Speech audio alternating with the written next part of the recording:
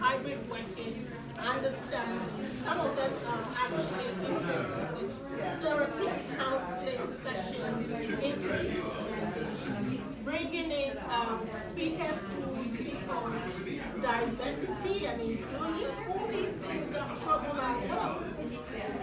And so thank you very much for raising this.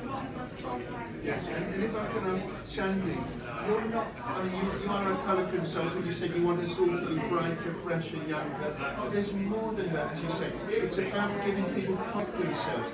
How do you do, it's International Women's Day today, and I'm so pleased that we've got such a wonderful contingent of the women here today, and it's a very diverse audience.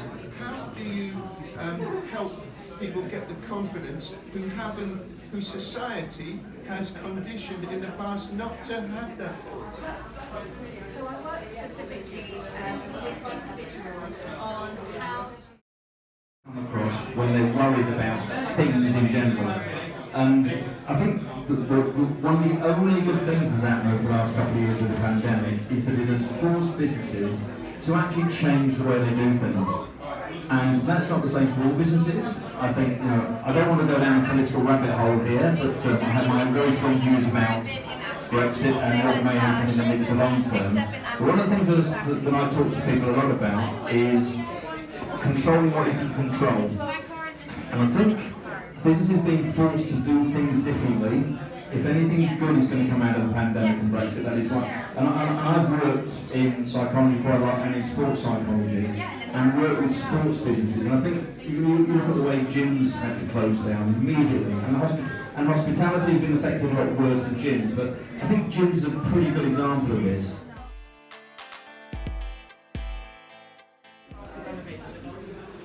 Good morning. Hi everyone, I'm John Charlton from the University of West London, and I've always had a knowledge exchange and business engagement. We talk about recruitment issues, labour shortages. They're not short term. People talk about the great resignation, but we're not hearing enough about the great departure. And I think there's a lot of people who, if they do not return to the labour market, then there is an issue there.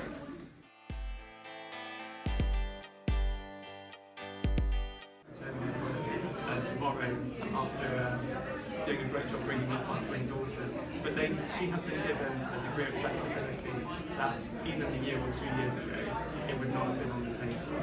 And this does not go to any military weapons. This is purely for humanitarian aid. So typically we buy blankets, food and hygiene packs, support for counselling and children's services, and emergency medicines.